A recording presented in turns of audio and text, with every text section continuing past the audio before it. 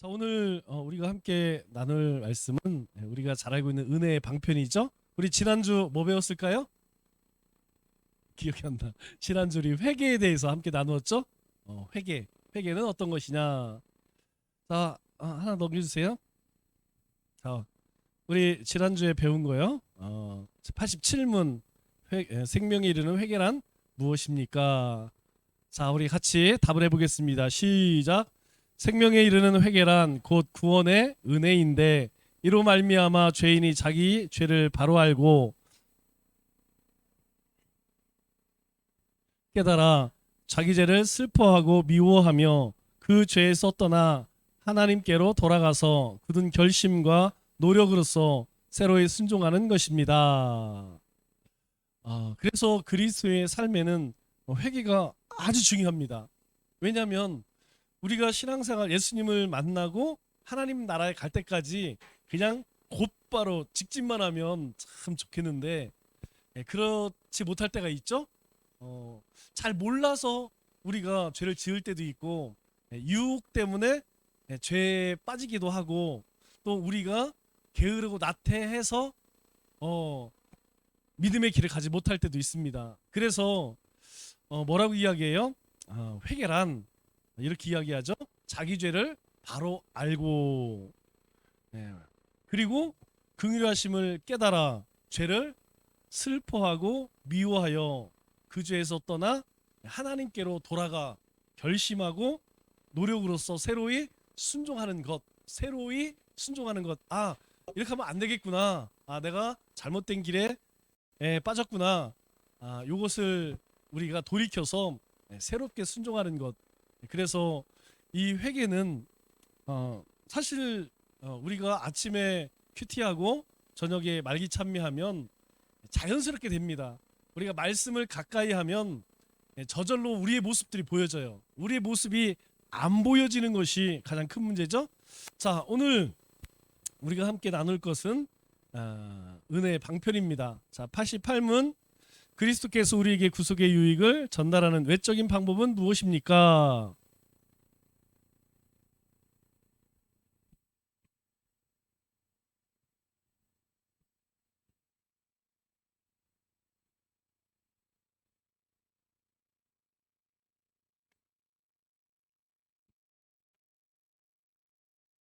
자, 89문 하나님의 말씀이 어떻게 효력이 되어 구원을 얻게 합니까?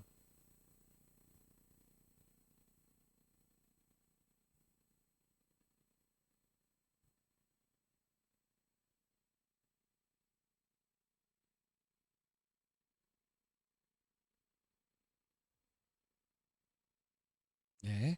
자, 90문 하나님의 말씀이 구원에 효력하게 되려면 어떻게 읽고 들어야 합니까?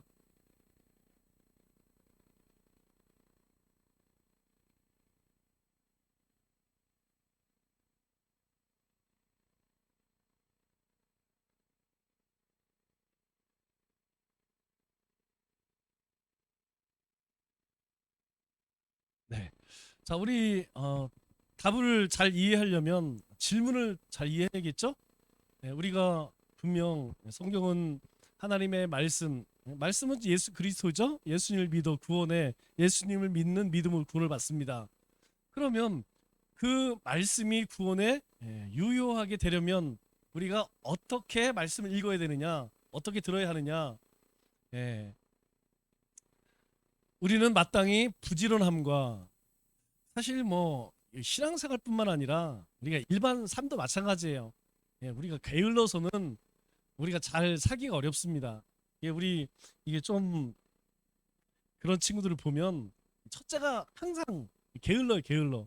그런 부지런한 사람 치고 뭐 못 살 수가 없죠. 부지런해야 됩니다. 신앙생활도 열정과 열심이 있어야 돼요. 다른 건 뭐 제가 간섭하지 않는다 할지라도 신앙적인 측면에서는 열심을 좀 내야 돼요. 열심을 내야 됩니다. 예, 열정이 있어야 돼요.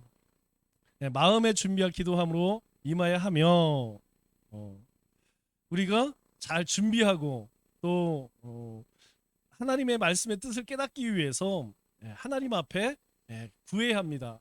우리가 성경을 그냥 뭐 읽기만 하면 뭐예요? 그 읽음으로써 우리 가운데 깨닫게 하는 게 중요하죠. 하나님 말씀을 깨닫게 하는 것은 제가 늘 경험하는 것이 무엇이면 절대 지식이 아닙니다. 하나님의 영에 감동돼야 돼요. 하나님의 영에 감동이 되면 우리가 성령으로 충만하면 하나님의 말씀을 읽을 때에 우리 마음 가운데에 우리 마음 가운데에 하나님의 음성이 들려집니다. 믿음과 사랑으로서 말씀을 받아들여 우리 마음에 간직하여 우리의 생활로 실천해야 합니다. 잘 들어야지 깨닫게 되고 깨달아질 때에 우리의 삶의 실천으로 옮겨진다는 것이죠. 요게 이제 우리가 아주 우리 신앙생활 가운데에서 아주 긍정적인 그런 모습들이죠. 자, 먼저 우리가 함께 나눌 것은 하나님의 은혜의 방편입니다. 은혜 방편 세 가지 뭐 다 알고 계시죠? 하나님의 은혜 방편은 첫째, 말씀과 성례와 기도. 이게 은혜 방편이라는 말이 뭐예요? 도구, 길이라는 뜻이죠. 우리가 어떻게 하나님의 은혜를 경험할 수 있느냐? 경험할 수 있는 통로가 뭐냐? 방법이 뭐냐? 세 가지라는 거예요. 자, 그러면 찬양은 뭐 아니네요? 이게 아니죠? 찬양도 말씀에 속할 수도 있고 기도에 속할 수 있습니다. 찬양은 크게 두 가지로 나뉘어요. 하나는 하나님을 노래하는 내용. 하나님을 노래하는 내용은 다 어디를 근거하느냐? 99.99%가 성경입니다. 말씀에 근거해서. 그래서 뭐가 붙어 있어요? 아멘이 붙어 있죠? 우리 여러분 찬송가 부르다 뒤에 아멘 붙어 있는 거는 위에 보면 다 거기 성구가 붙어 있어요. 이 찬송의 배경이 되는 말씀이 뭐다 이렇게 나옵니다. 그리고 아멘이 없는 건 개인적인 간증이에요. 내가 하나님의 말씀으로 살았더니 하나님이 내 삶 속에서 이렇게 역사하더라. 그래서 그거는 기도에 속합니다. 그래서 우리가 곡조 있는 기도 이렇게 표현하죠. 그래서 우리 권사님 한 분이 그런 얘기를 하죠. 목사님, 요즘에 왠지 마음에 편치가 않아요. 마음에 왠지 짜증이 나고 그래요. 여러분, 그거는 지극히 당연합니다. 그 얘기는 곧 내가 영적인 삶을 살고 있다는 거예요. 여러분, 영적인 삶 살지 않고 그냥 내 멋대로 살잖아요. 그럼 지난 수요일도 이야기했죠. 여러분, 세상 사람들은 오직 한 길만 갑니다. 한 길 뭐예요? 악한 길만 가요. 그러나 우리는 우리 안에 부딪힘이 있어요. 끊임없이 부딪힘이 있어요. 내가 말씀 충만, 은혜 충만하면 더더욱 합니다. 그러니까 우리 가운데에 막 왠지 모를 어떤 짜증도 나고 신경질이 나고 막 어떤 불평이 나려고. 이거는 뭐냐면 내가 그만큼 하나님 말씀이 사로잡혀 있다는 거예요. 여러분, 사로잡혀 있으면 고민 안 합니다. 뭐내 마음대로 사는데 뭐 고민할 게 뭐 있어요? 내 마음에 뭐 짜증 날 게 뭐 있어요? 그냥 내가 하고 싶은 대로 하는데. 그런데 그거 못 하니까 내가 말하고 싶은 거 참아야 되고 막 하고 싶은 거 이거 하니까 우리 가운데 막 힘이 드는 거죠.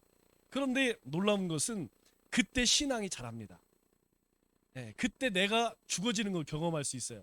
그때 한 계단 한 계단 올라가는 겁니다. 그래서 그리스도인이 그런 막 마음 가운데 왠지 뭐 어떤 두려움도 찾아오고 막 짜증도 찾아오고 막 이런 힘겨움이 찾아오면 기도도 잘 안 나와요. 사실 말씀 읽어도 잘 이게 깨달아지지 않습니다. 그때 뭐 하면 된다? 찬양하십시오. 저도 기타 갖다 놓고 뭐 찬양해요. 찬송가 저기 복음서 갖다 놓고 앞장부터 그냥 쭉 찬양해요. 그러면 우리 가운데 있는 그런 막혀 있는 그런 것들이 열려집니다. 그래서 하나님의 은혜를 경험하는 통로가 요 세 가지다. 첫째는 하나님의 말씀을 읽고 묵상할 때 또 들을 때 하나님께서 우리에게 은혜를 주십니다. 두 번째로 성례는 두 가지를 이야기하죠. 세례와 성찬 다 세례 받으셨으니까 세례에는 두 가지 세례가 있어. 물 세례가 있고 성령 세례가 있죠. 물 세례는 단회적입니다. 우리가 평생에 한 번 받으면 돼요. 많은 사람들이 저는 천주교회에서 세례라고 하는 걸 뭐라고 그러죠? 영세라고 그러나요? 그거 받았는데요. 여기가 다시 받아야 되나요? 그거 안 해도 돼요. 저는 침례교에서 받았는데 장로교에서 다시 받아야 되나? 그거 안 해도 됩니다. 우리가 세례를 받을 때의 중요한 거는 뭐 물속에 들어갔다 오든 물을 끼얹던 그 외적인 모습이 중요한 것이 아니고 세례를 받을 때 이제 저는 죄악된 세상의 길을 가지 않고 진리이신 예수님만 믿고 그 은혜 가운데 살겠습니다라고 하는 결단으로 하는 것이기 때문에 뭐 그거 어느 교단에서 받든지 상관없어요. 그리고 한 번 받으면 됩니다. 뭐 10년 주기로 이게 받는 것도 아니고 종종 뭐 이단들은 그렇게 해요. 그러나 그거는 그러나 성령의 임재는 우리가 예수님을 믿는 순간에 우리 가운데에서 영원히 유효합니다. 성령은 왔다 갔다 하지 않아요. 성령님은 우리 가운데, 다만 내가 성령의 지배를 받느냐 안 받느냐 요 차이만 있을 뿐이지 성령님은 항상 우리와 함께 하십니다. 그렇기 때문에 우리가 세례를 받으신 분들은 성령으로 늘 충만할 수 있도록 뭐 해야 되냐면 말씀 안에 살아야 돼요. 늘 말씀드리지만 성령님이 언제 우리 안에서 나를 다스리느냐, 내가 말씀 안에 살 때 그렇습니다. 성령님은 성령님 혼자 우리를 막 그냥 저기 간수가 죄인 다뤄도 그렇게 하지 않습니다. 성령님이 인격적인 존재이기 때문에 우리가 하나님의 말씀을 듣거나 읽거나 묵상하면 성령님께서 깨닫게 하시고 우리에게 말씀하시고 우리의 발걸음 인도하십니다. 그런데 그거 말씀을 가까이 하지 않으면 성령님이 우리 안에서 뭐라고 얘기하는지 들려지지가 않아요. 그래서 말씀을 가까이 하는 사람들은 금방 깨닫습니다. 내 일신상의 조그만 일들도 그냥 지치지 않아요. 하나님께서 왜 이 사람을 만나게 했을까? 왜 이런 소리일까? 왜 이런 일이 있을까? 그거를 곱씹고 그렇게 자신을 돌아보죠.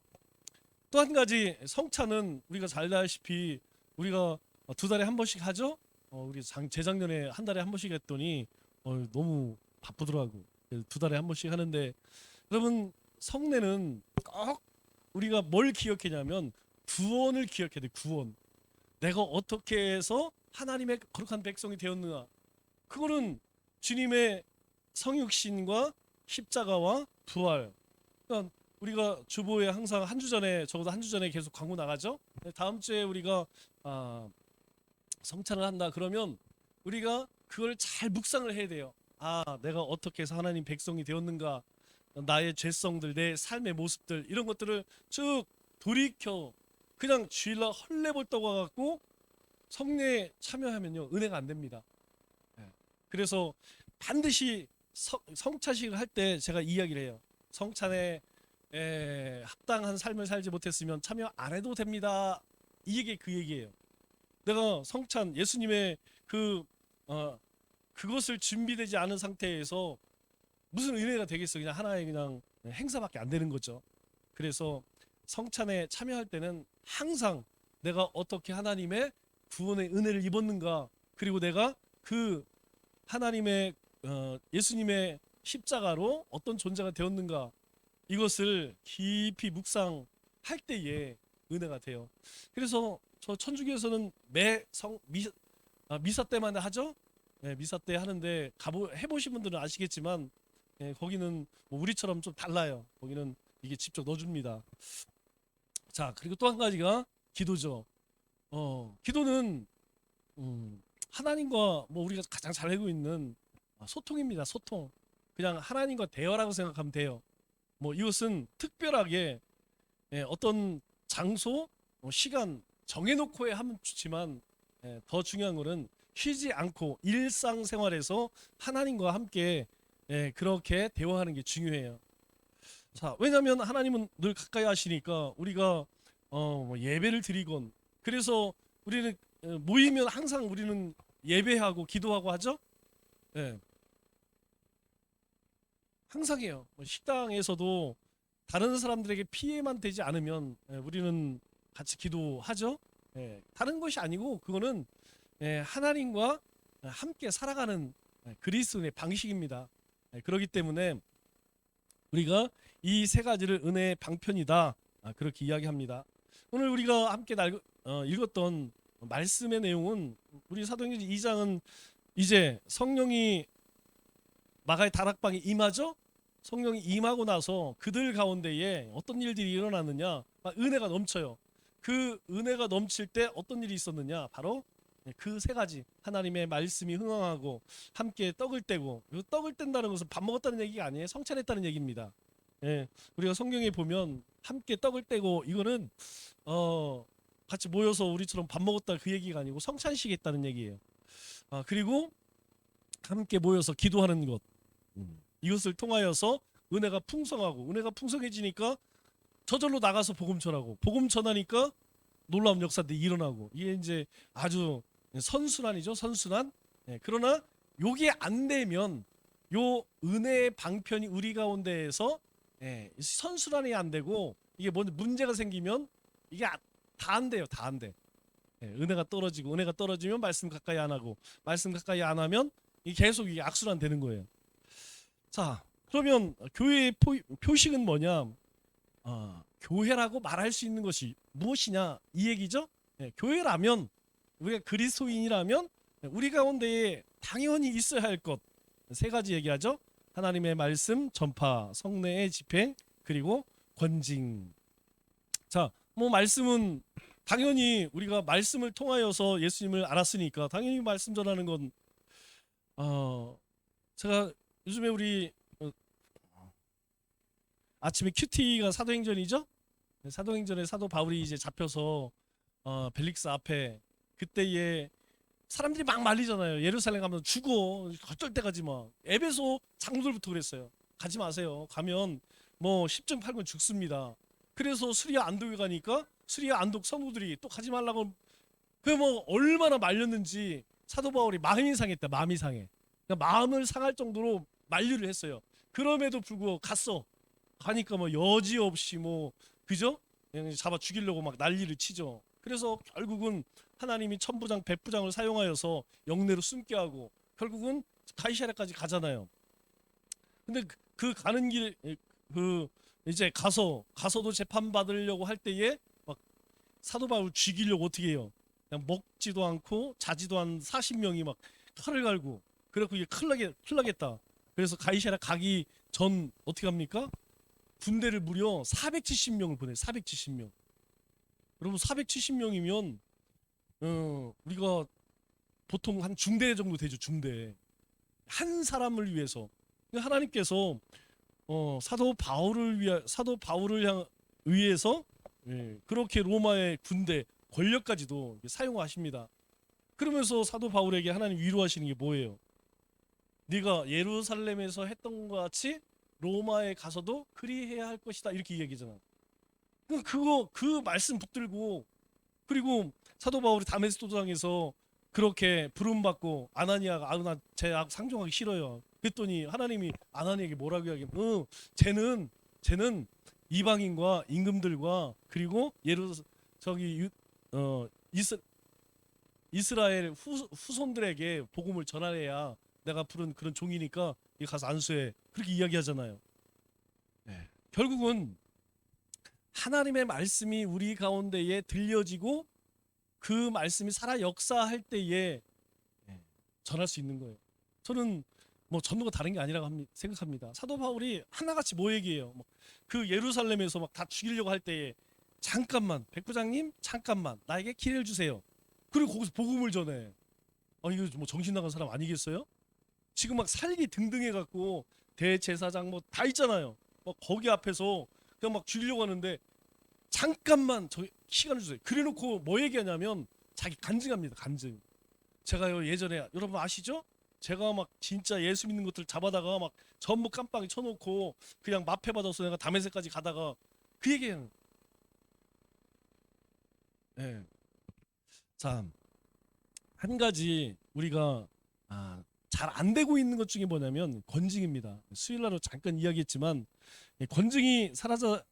그러니까 우리 학교에도 마찬가지예요. 교육에서 잘한 것, 잘못한 것에 대해서 이게 지적을 안 하면 선악을 분별을 못 해요. 우리 아이들이 왜 자꾸 버릇이 없어지고 나빠지냐? 어젠가요? 어젠가 오후에 아들이 와서 뭐 영화를 갑자기 보자고 하더라고요. 그래갖고 한 10년 만에 가나? 네, 갔어요. 근데 그냥 애들이 그냥 뭐 난리죠. 부모가 뭐 통제를 안 해. 애가 막 떠들고 막 하면 안 돼. 그렇게 하면 안 돼.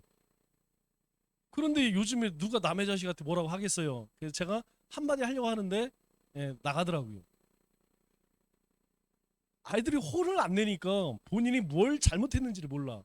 학교 교육도 마찬가지예요.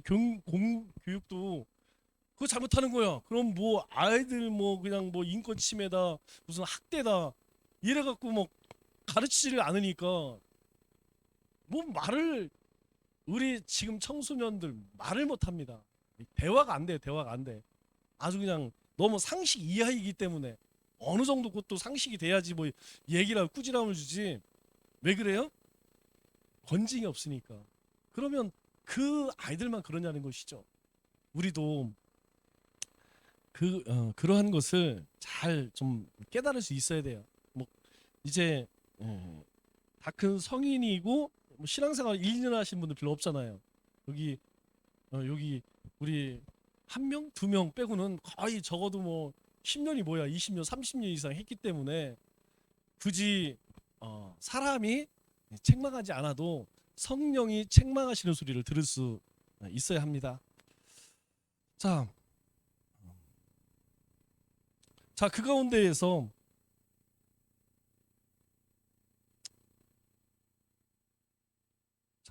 우리가 요 권징에 대해서 한 가지 기억할 게 뭐냐면 처음 치리받은 사람이 누구예요?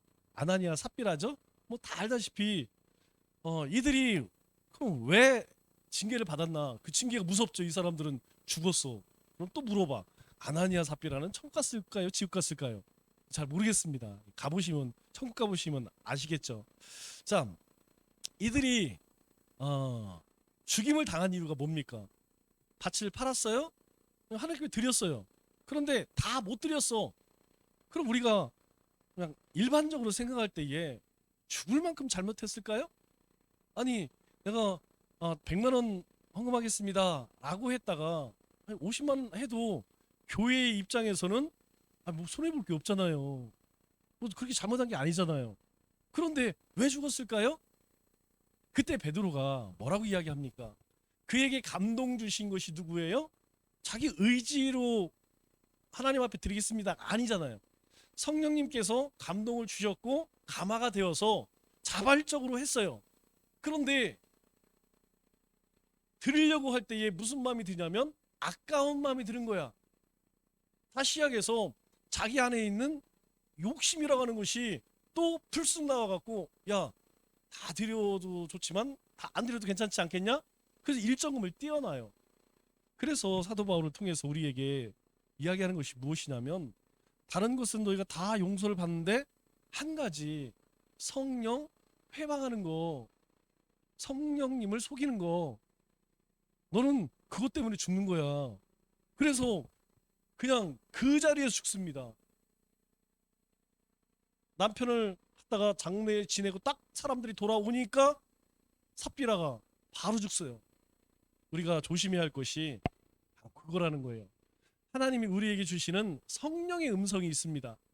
즉 우리가 이것을 해야 될까 말아야 될까 그럴 때가 우리가 많잖아요. 세상에서. 그럴 때에 성령님께서 우리에게 주시는 마음이 있어요.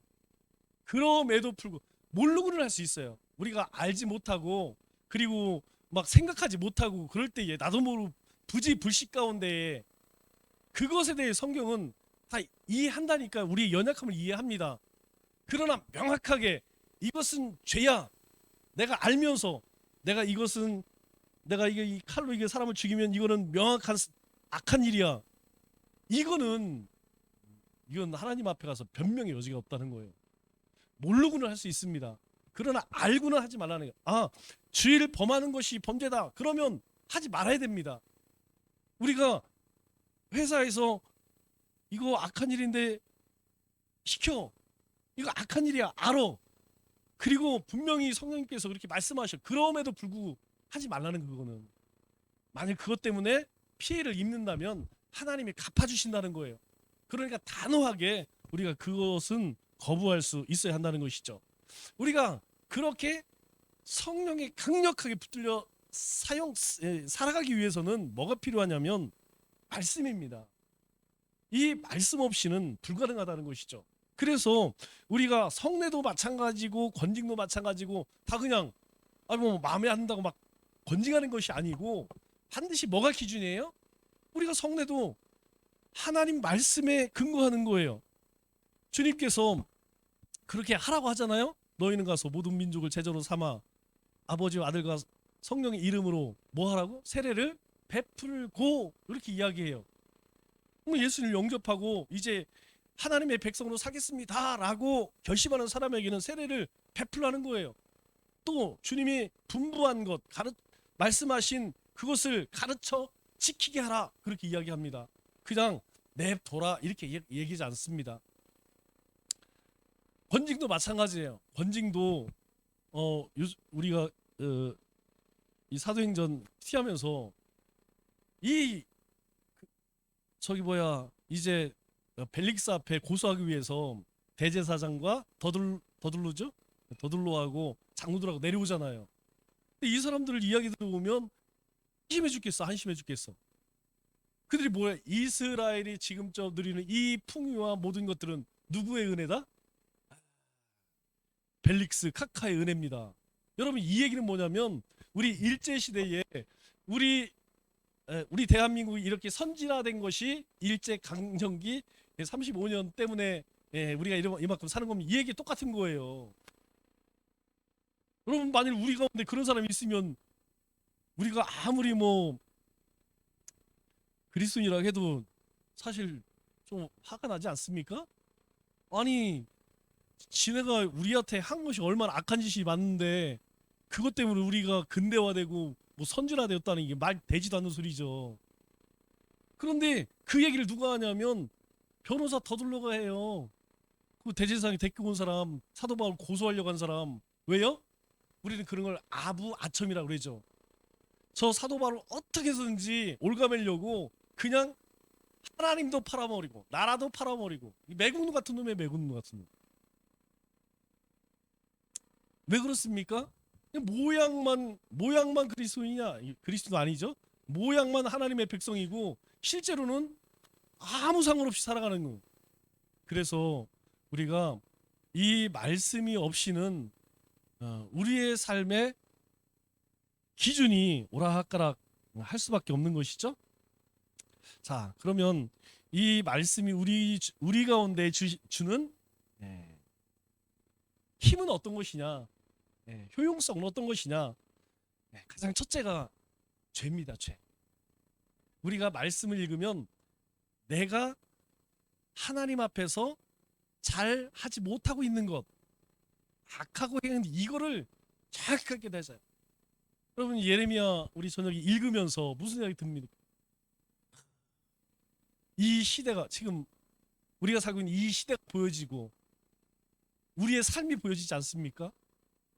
여러분 벌써 2000년 전에다가 침묵 400년 그리고 포로 70년 그러면 2200년 전 얘기죠. 2200년, 2300년 정도. 그죠?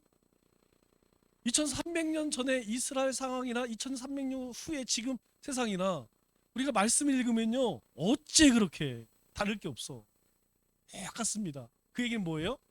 그때 사람의 죄성이나 지금 사람의 죄성이나 그냥 시대하고 어떤 방법 이런 것만 다르지 똑같다는 걸 이야기해요. 그럼 방법은 하나입니다. 우리가 그것을 숨길 게 아니고 자꾸 드러내야 돼요. 우리가 뭐 사람에게 드러내면 큰일 납니다.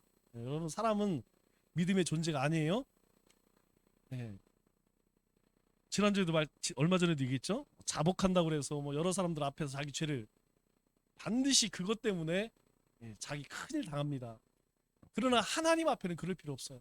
여러분 하나님 앞에는 내가 말씀을 통해서 뭔가 찔림이 있다면 다 토설해야 됩니다. 하나님은 절대로 하나님 앞에 내어놓는 것에 대해서 절대로 책망하지. 하나님은 다 받으셔요. 그리고 말씀이 우리를 회개하게 해요. 그리고 우리로 하여금 믿음으로 살아가게 하고 하나님의 능력을 덧입게 되죠. 여러분 우리 가운데에는 왜 일어나지 않아요? 뭐 이런 얘기하는 사람 많이 있어요. 뭐 기사와 이적이 왜 안 일어나요? 여러분 우리 한국 사회는 하나님의 말씀이요 방해를 받지 않습니다. 하나님, 우리는 우리의 의술을 통해서도 많은 도움을 받을 수 있어요. 그런데 그렇지 않은 곳들이 있습니다.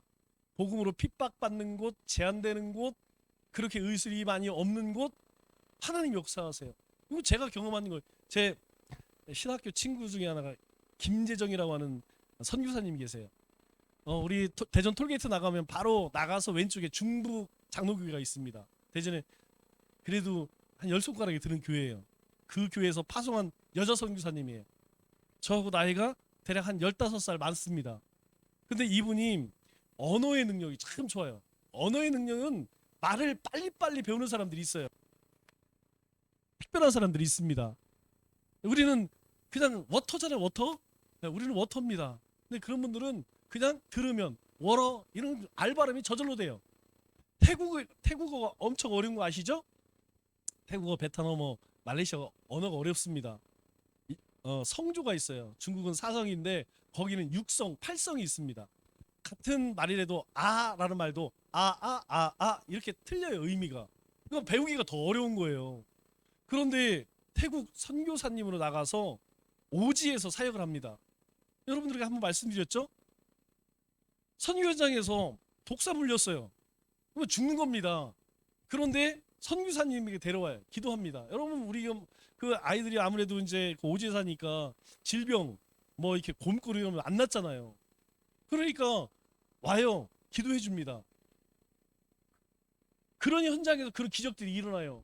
한 번은 비가 와야 되는데 원래 이 그쪽은 그 열대성 날씨이기 때문에 우리나라도 요즘에 막 낮에 소나기 어제도 엄청 오더라고요.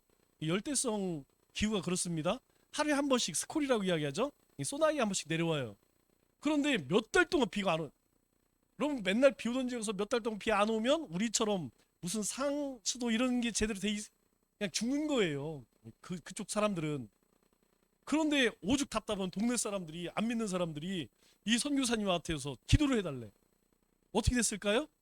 아니 비 안 왔으면 얘기도 안 하지. 그 선교사님이 가끔 한 10년, 15년에 한 번씩 들어와요. 제가 이제까지 신학교를 2000년도에 졸업했나요? 한 번 만났습니다. 한 번. 제가 졸업하고 신학교 졸업하고 한 번 만났어요. 그런데 그분이 하는 얘기가 뭐냐면 그런 일들은 그냥 일상입니다. 네, 한국에서는 그런 얘기하면 약간 저 이단 사이비로 이렇게 생각하는데 그런 뭐 의수도 없고 뭐 그런 데에서는 그냥 일상이래요.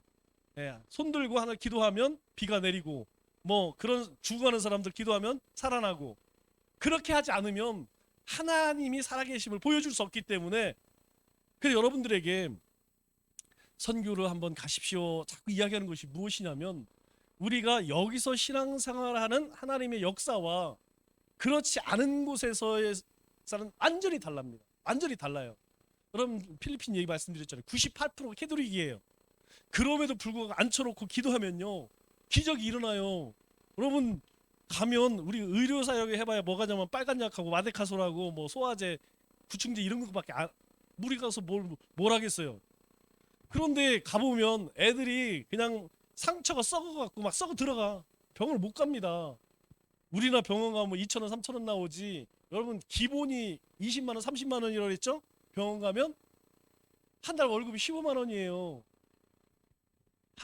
보통 직장 다니는 사람이 30만 원, 35만 원. 아주 고위직, 뭐 교수나 이런 사람들이 50만 원, 50만 원. 지금도 그렇더라고. 지금도 좀 오른 줄 알았더니 뭐 똑같더라고요. 그런 사람들이 어떻게 병원을 가요? 병원 못 갑니다. 그냥 죽는 거예요. 그런데 가서 빨간 약 발라주고 뭐 우리 할 수 있는 게 뭐예요? 고름 따주고 거기 소독약 발라주는 거 아키장기 발라주는 거밖에 없어요. 그런데 기적이 일어나요. 그 아이가 나았대요. 저는 염려가 돼서 선교사님에게 비용을 우리가 이제 선교 끝나고 오면 뭐 폐소 가져가서 뭐 할 거예요? 다 주고 와요. 나중에 보태서 저 아이는 꼭 병원에 보내주십시오. 우리 돌아오고 나면 그 아이 나았습니다. 이런 전화들이 와요. 그러니까 이거는 여기서 팽을 얘기할 소용없어. 거기 가서 경험해 보면 그냥 정말 뭐 우리가 막 상상할 수 없는 그런데 시궁창에 삽니다. 시궁창. 아이 설마요. 설마가 아니라니까요. 실제로입니다. 그런데 그런 가족들이 식구들을 데리고 교회를 왔습니다. 그러니까 선교를 간 분들이 막 신이 나는 거예요. 신이. 그런 막 기적을 경험하니까. 그래서 제가 제천에서 선교사님 선교를 단기 선교 갔던 분들이 다 애들 한 명씩을 후원해요. 그러니까 대학 등록금이 얼마냐면 한 학기에 20만 원 정도 하면 20만 원. 근데 그 이하는 한 달에 뭐 5만 원 정도만 보내면 아이들이 학교를 다녀요. 애들이 학교를 안 가요. 낮에는 애들이 없어. 다 자. 저녁 때 되면 다 기어 나옵니다. 요만한 애들이 초등학교 뭐 2, 3학년에 될 만에 담배 피워요. 12살, 13살 되면 막 애를 낳고 그래요. 무슨 얘기인지 아시죠?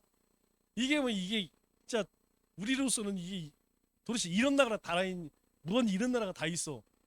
그게 안타까워서 그 교회 나오는 아이들 하나씩을 1대1 후원해요.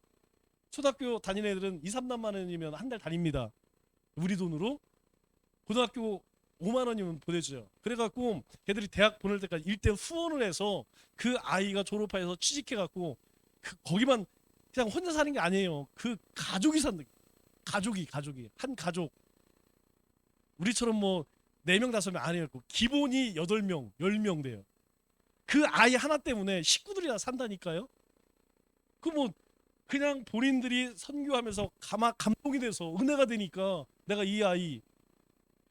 그래서 저도 2명을 했어. 2명. 걔는 기술을 배웠어. 오토바이 이런 수리하는 기술을 배웠어요. 그 아이들이 그런 걸 경험하니까 또 그 다른 사람들을 또 그런 뭘 얘기하다 걸리죠. 하여튼 하나님의 말씀이 우리 안에 살아 역사야지 우리 안에 능력이 나타납니다. 지금 우리 사회는 말씀이 없는 사회가 아니에요. 뭐 말씀에 제약을 받거나 통제받는 사회가 아닙니다. 그래서 그런 기적들이 제가 이번에 지난번에도 말씀을 한번 드렸죠. 동기 중에 공주 중학교에 있던 전도사님이 목사님인데 지금도 뱃속에 암덩어리가 있어요.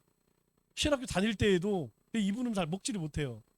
그런데 의사가 그냥 멈췄대. 지금 얼추 뭐 30년 가까이 됐는데 그대로예요. 여러분 다 아시잖아요. 대장암, 뭐 치장암 이거 뭐 살 수가 없습니다. 그냥 아니 뭐 썩는데 뱃속에 썩는데 이거 어떻게 살아요? 다 죽을 수밖에 없습니다. 30년째 그대로 있어요. 그러니까 이번에 엊그저께 지난주에 모임했던 그분은 갑자기 뜬금없이 저한테 그 얘기예요. 목사님들 안 걸리면 그냥 기도하십시오. 그 얘기해도. 왜 그 얘기하냐면 자기 간증 얘기하는 거예요. 그 목사님이 제가 전도사 처음으로 나갔던 대전 대화동에 개척했던 그 교회에서 제가 한 6개월 동안 한 1년 되나요? 처음으로 사역 나갔던 그 교회 목사님이었는데 몸무게가 남자분인데 키가 작아요. 한 35kg 되나? 35kg도 안 될 거예요. 살하고 뼈밖에 없습니다. 사람이 북에서 탈북자도 그보다 나을 것 같아요. 본인은 안 드세요. 한 숟갈 먹으면 아이고 배불러 죽겠대. 한 잔 먹었어요 아주. 근데 이분이 막 불면증 있죠. 저는 불면증이 그렇게 괴로운지 모르요. 잠이 안 온대요. 뭐 2주 3주 잠을 안 잔대. 그리고 무슨 뭐 하여튼 그런데 이분이 정말 열심히 하는 게 뭐냐면 일본 선교입니다. 그러니까 일본이 그렇게 심각한지 몰랐어요. 제가 많은 도전을 받았는데 일본 선교 그냥 거기는 전도 못합니다. 다 잡혀가요. 그런데 새벽 3시에 자전거에다가 전도 짓고 와갖고 전도하다 걸려갖고 뭐 여러 가지 간증하더라고. 병이 고칠 수 있는 병이 아니에요. 그런데 그 간증을 하더라고요. 자기가 일본 선교에 대한 하나님 비전을 주셔서 그런지 그냥 그 병들이 한 번에 그냥 싹 나와버렸대요.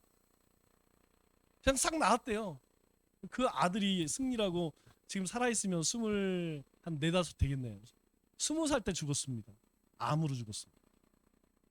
그런데 그 아이가 이제 더 이상 살기 어렵습니다. 준비하세요. 그래서 너무너무 애가 여러분 20살 얼마나 괴롭겠어요.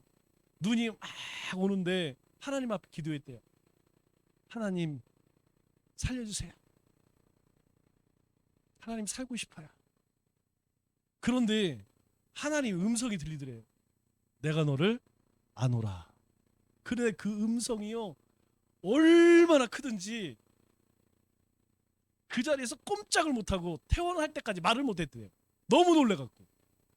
그리고 나중에 퇴원해서 이제 못 산다고 하니까 이제 퇴원을 했죠.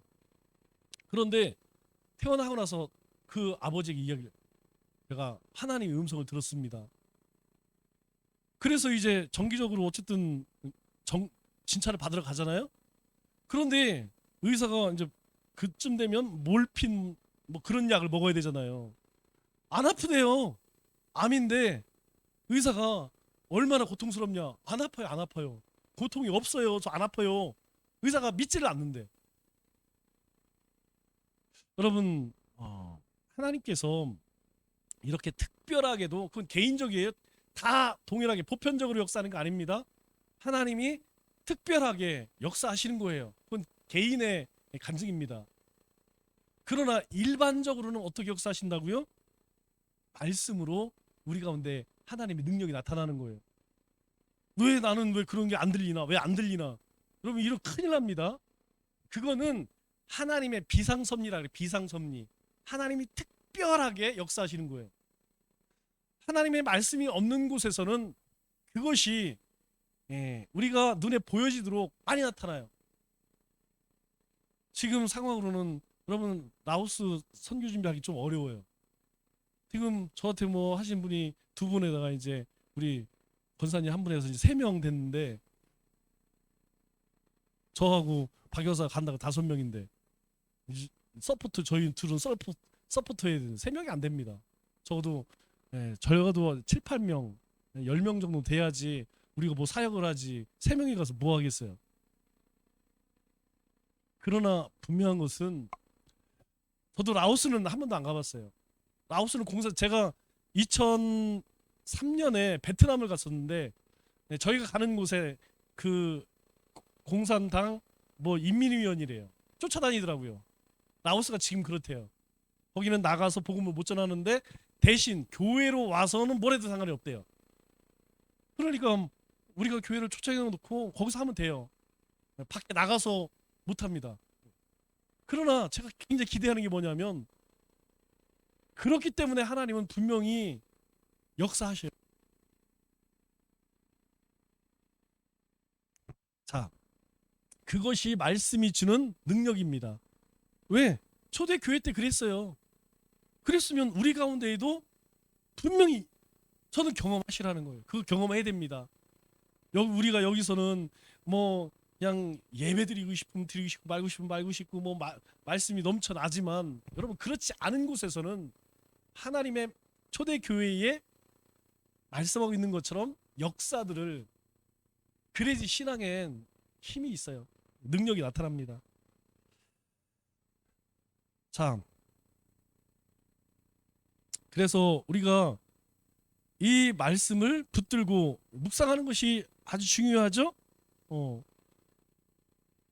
다른 사람이 뭐 능력을 바꾼 이게 중요한 게 아닙니다. 중요한 건 뭐냐면 내가 그 하나님을 경험하는 게 중요하죠.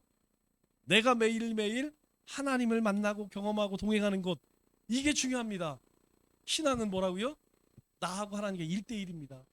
내가 누가 뭐 했다 아무 소용없어요. 내가 하나님 앞에 어떻게 서 있고 어떻게 살아가고 있느냐 이게 제일 중요해요.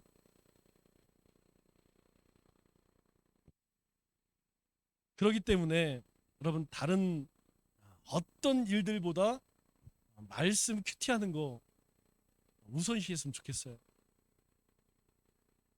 아무리 바쁘셔도 뭐 저녁에 말기 참배는 교회에서 하는 거니까 뭐 안 하시는 분들은 뭐 어쩔 수 없지만 하시는 분들은 열심히 하시고 큐티만큼은 하여튼 우리 자녀들에게도 자꾸 가르쳐야 합니다. 우리 시편 1편에 복 있는 사람은 오직 여호와의 율법을 즐거워하여 그 율법을 주야로 묵상하는 자다. 어떤 자? 복 있는 사람은 거꾸로 얘기해 볼까요? 복 없는 사람은 율법을 즐거워하지 않고 율법을 주야로 전혀 가까이 하지 않아요. 자, 그러면 우리가 일상생활 가운데서 뭘 실천할 것이냐? 자, 은혜, 하늘의 신령 은혜가 저절로 주어지는 영적 통로가 뭐다? 말씀과 성례와 기도다. 성례는 뭐 혼자 할 수 없으니까 말씀과 기도 생활. 그래서 힘쓰시라고 말씀하시는 거예요. 말씀과 기도. 그 가운데에 우리가 훈련되지 않았기 때문에 훈련하는 가장 좋은 거는 새벽 예배 꼭 하세요. 새벽 예배 꼭 하세요. 그래서 제가 새벽 예배가 너무 힘들어. 내년에는 저녁 예배를 한번 만들려고 그래. 저녁 기도회. 아침에 못 하신 분들은 저녁에 하면 되잖아. 그럼 더 힘들라나요? 예. 자, 그 이유는 뭐냐면 하시라는 겁니다.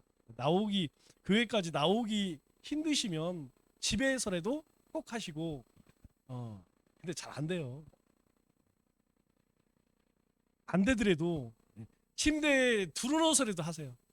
아, 너무 많이 양보하는 것 같은데만 적어도 우리가 여기 중직들 계시죠? 하셔야 돼요. 새벽 예배 꼭 나오셔서 매일은 못 나와도 우리가 양심적으로 반타작, 우리가 이제 반 정도 일주일에 한 2번 정도, 3번 정도는 꼭 하셨으면 좋겠습니다. 통로에 여기에 가면 말씀에 가면 하나님의 은혜 통로 옵니다. 그래서 하시라는 거죠. 자, 우리가 성경 하는 말씀을 읽고 듣고 지킴으로 인하여서 우리가 삶에 뭐 조심해야 할 것이 이거예요. 우리 교회 팽배한 실천적 무신론.